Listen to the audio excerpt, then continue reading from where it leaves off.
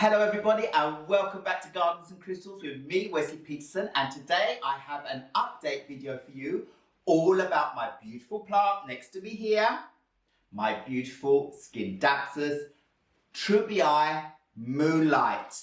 And this beautiful silvery coloured plant I just think is amazing. It's been growing very well for me. It is actually about 1.5 meters tall at this point. I did do a video where I was out raiding the rack and I found a few lovely bushy plants of this, and then I did another video where I repotted those plants into this lovely tall blue ceramic pot, so you can go back and see those videos so you can see how the plants were in the beginning. This plant, this is what I have left, and I can say that this plant hasn't been difficult to keep at all. So before I carry on, I just want to take you in for a closer look at the whole plant because I've had a few of you out there requesting an update video about this plant. I know there are some countries at the moment that can't get hold of this plant so easily, so you're very interested in seeing how it grows and what it looks like and so forth. So let's go in for that closer look and then I can give you some care tips about this plant. So here you can see why this plant is called Moonlight. Look at that beautiful moonlight glow on these gorgeously shaped leaves. I love it. And then that lovely green stripe down the middle and around the edges and in between as well. And you really don't have to worry that much about pests on the actual larger leaves because they're very thick. It's just the younger leaves, as you can see here at the top of the plant, where it could get attacked as it starts growing out. Hence why it's thinned out a little bit at the top of this plant, but you can, as I said, just go in and prune that back and then allow your plant to grow out again if need be.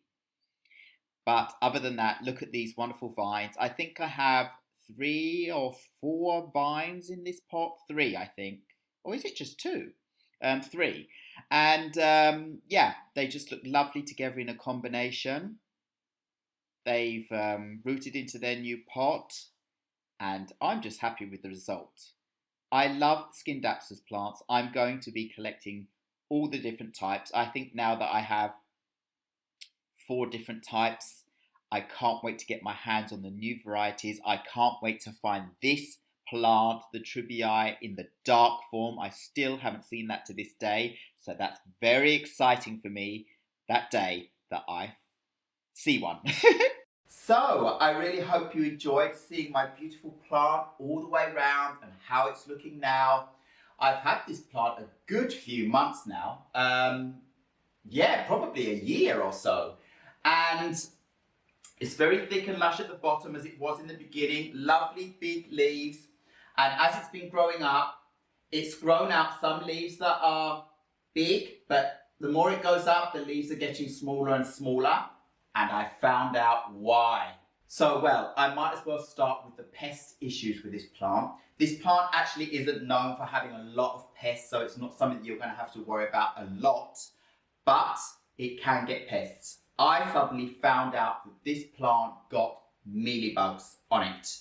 And they have been proliferating on the top area of the plant here where the new shoots and growth have been coming out. And I found where they congregate the most is around the node area. So around the node areas of all the new parts, I found these balls of white fluff. So I've gone in and I've used neem oil mixed with dishwashing liquid and gone in and wiped off every area where I've seen that there were mealybugs on the stems. And I think I've got most of it. I will have to retreat the plant a couple of times. Apart from that, down here has not been affected at all. None of the original growth has been affected. It's just the new area. So just keep that in mind that you can get bugs on this plant sometimes. But if you use neem oil or any other kind of oil to go in and wipe off and then spray off regularly for a while, you should be able to eradicate them quite quickly. And the plant hasn't suffered too much. I've seen a little bit of yellowing on the leaves up here and so forth, but it's still growing. And now we're coming into the summer season, it should be able to push out lovely new growth. I could go in and prune the area that was infected back completely because this is a vine. So if I pruned it back, it would just flush out a new stem and start growing up again. But I've decided this time I'm just going to try treating it and see how that works out. If the leaves start deteriorating too much, then I will just basically go in and prune back my plant to where the freshest, biggest leaves are, which is around here, and let it regrow out from there. And I could use those parts of the stem that I take off, clean them off thoroughly, and propagate them in water, in perlite, in soil, in any other kind of medium you want to. As long as you keep the nodes moist, then you'll be able to grow out roots and you'll be able to make new plants from your parts that you cut off. This plant, if it's very happy, it's a quick grower, just like the other kinds of Scindapsus plants. It likes to have bright, indirect light for the best and fastest growth. It can take a slightly lower light condition, but not too low. The growth will be stunted or the leaves will just be small. But never put this plant in bright direct light out in your garden or on your balcony or in a window where it's really bright, because it will burn out the leaves. It is a plant, of course, that appreciates light, but it doesn't like too much. This plant comes from Southeast Asia, and that means it's a plant that likes to be in a warmer environment. It can't take cold drafts by windows. It can't take temperatures that are very, very low, like under 16 degrees Celsius. And it likes to be humid as well. It doesn't necessarily have to be in a room where you have a humidifier on all the time, but your home humidity, a normal humidity, around 50%, 60%. This plant absolutely loves it, and it would really appreciate being misted off now and again to keep it clear and clean, and also to keep that moisture around it. It's a plant that loves to scramble up, or in the rainforest where it comes from, it will scramble along the grounds and then climb up trees or whatever else is around. So as it grows up, the leaves can get bigger and bigger, but at the moment my plant is getting smaller and smaller leaves because it got attacked. But it's still very beautiful, it's very lush. I also just want to show you, you can go in and propagate quite easily. I have a little propagation here that I want to bring in and show you closer up. Part of the stems that I cut back, water propagated, and then put in soil, and they've done really, really well for me. So let's have a little closer look at them. So look at those beautiful leaves. Isn't that gorgeous? Really, really beautiful. Look at those leaves, the pattern, the shape, the telltale sign that this is a Scindapsus treubii Moonlight with its silvery colour and the dark streak of green in the middle of the leaves. Absolutely wonderful. So that just shows you this plant is not that difficult to propagate. And just to show you how you can water propagate and how the roots look, I'm going to show you a Scindapsus that I have, which isn't the same as this, but just to show you how they look. So this is one leaf that I pruned off, a little bit of stem from my Scindapsus pictus exotica. Lovely big leaf, you can see, look at my hand, it's very big.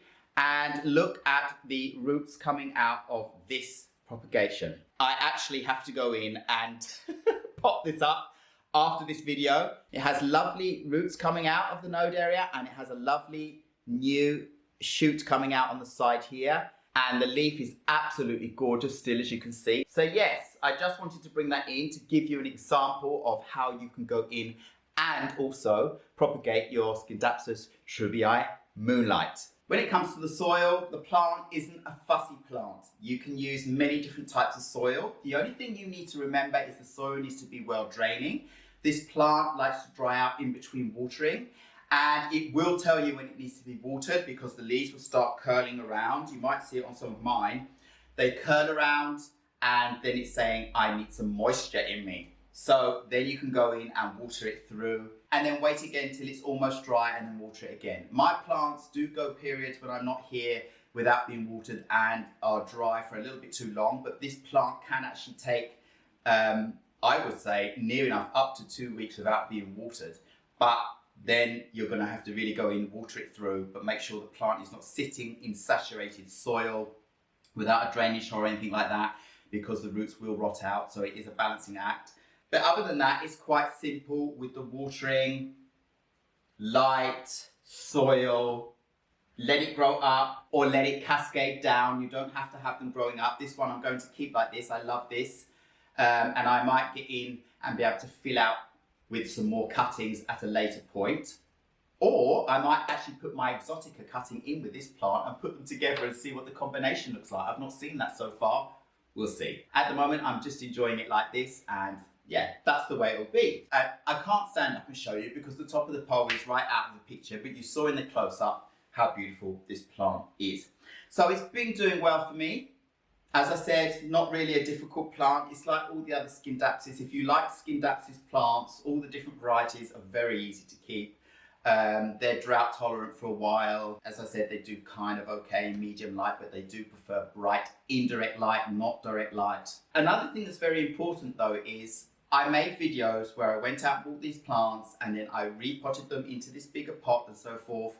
It's not suggested that you go and repot this plant unless you really have to or want to for some kind of design or shape. I wanted this to be in a higher pot with this huge totem, and that's why I repotted the plants.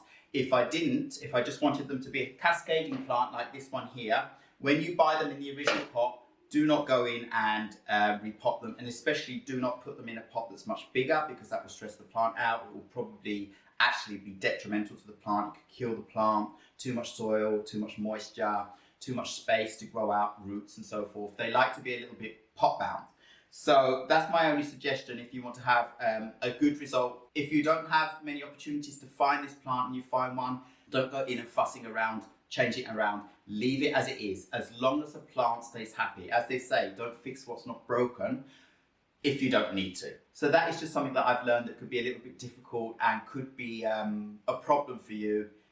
Stay on the safe side, let the plant stay in the same pot, find a lovely cash pole to put around it if it's in a plastic pot you don't like or whatever, as long as the plant is happy.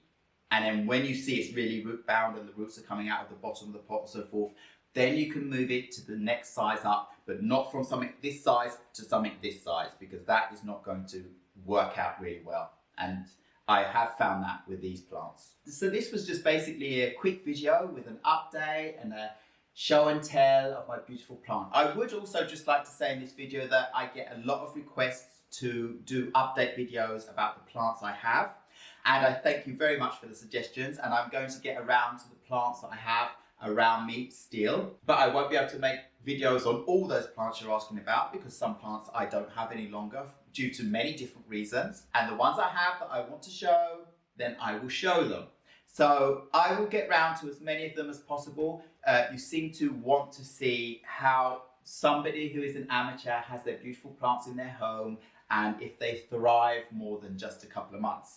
So this plant is one of those. It does thrive, it does grow, and it is a happy, easy plant. So I would just suggest you go out and get yourself one. So all I have to say now is thank you very much once again for watching Gardens and Crystals with me, Wesley Peterson. Please remember to like, subscribe and hit the bell so you know when my next video will be coming up. And I will see you again very soon. Goodbye.